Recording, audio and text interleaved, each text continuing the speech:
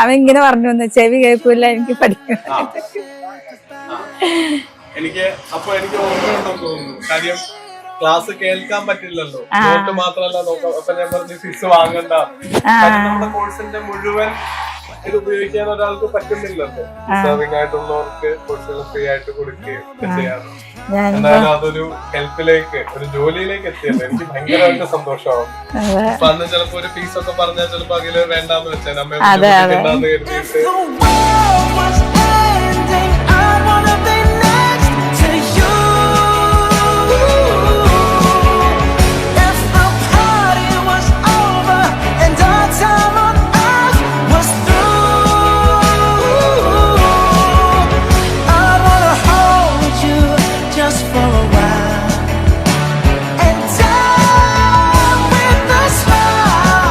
Hi, ഇന്ന് നമ്മളോടൊപ്പം ഉള്ളത് ഐപ്ലസിന്റെ പ്രിയപ്പെട്ട ഉദ്യോഗാർത്ഥിയായിട്ടുള്ള അഖിലാണ്.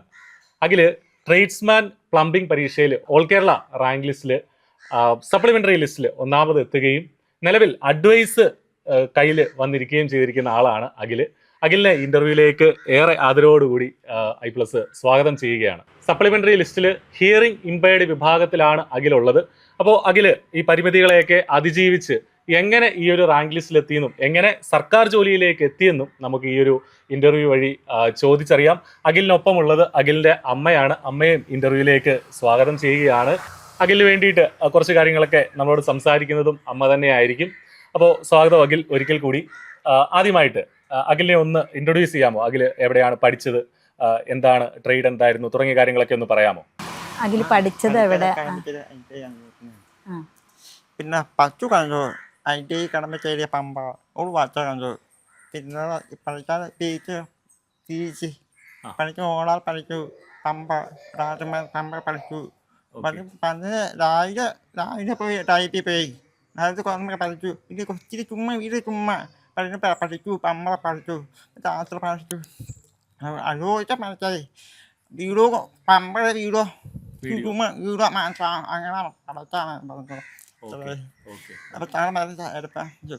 അതായത് വീഡിയോ നമ്മൾ ഉറക്ക ഉച്ചത്തിൽ കേൾക്കും.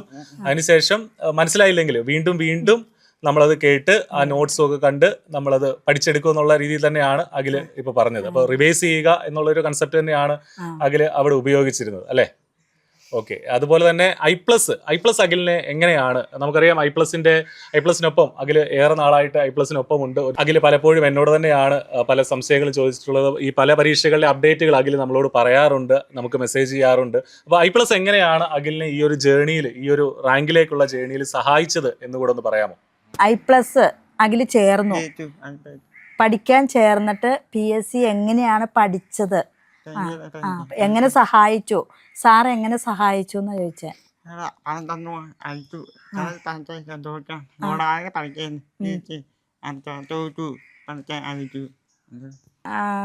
അവന് അതിന്റെ ആപ്പുണ്ട്. പിന്നെ സംശയമുള്ളത് പിന്നെയും ചോദിച്ച് അങ്ങനെ മനസ്സിലാക്കി പഠിച്ചു എന്നാണ് പറയണത് അവൻ. അടുത്തതായിട്ട് അഖിലിന് നമ്മുടെ ഇത് കണ്ടുകൊണ്ടിരിക്കുന്ന ഒരുപാട് ഉദ്യോഗാർത്ഥികളുണ്ട്, വർഷങ്ങളായിട്ട് PSCക്കായിട്ട് പഠിക്കുന്ന ഉദ്യോഗാർത്ഥികളുണ്ട്.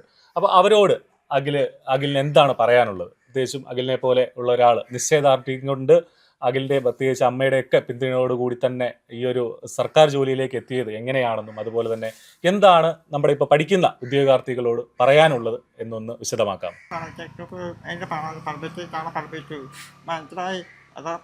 പിന്നെ പഠിച്ചായി അന്ന് പാടാത് പിന്നെ എനിക്ക് മനസ്സിലായില്ല. ചാള പറയണം, ഞാനും പറയണം വീട് പിന്നെ ഇനിയുള്ള കുട്ടികളാണേലും അത് നമ്മൾ കിട്ടില്ല എന്ന് ഓർക്കരുത്. വീണ്ടും പഠിച്ചാൽ മാത്രമേ ഇതിലേക്ക് എത്തിച്ചേരാൻ പറ്റുള്ളൂ. വളരെ വിശദമായിട്ട് ഇത്രയും നേരം വളരെ ദീർഘമായിട്ട് ഞങ്ങളോട് സംസാരിച്ച പ്രിയപ്പെട്ട അഖിലിനോടുള്ള നന്ദി രേഖപ്പെടുത്തുകയാണ്. ഇത് കണ്ടുകൊണ്ടിരിക്കുന്ന പ്രിയപ്പെട്ട ഉദ്യോഗാർത്ഥികൾക്കും അഖിലൊരു വലിയ പ്രചോദനമായി തീരും എന്നുള്ള കാര്യത്തിൽ 100% ഉറപ്പുണ്ട്.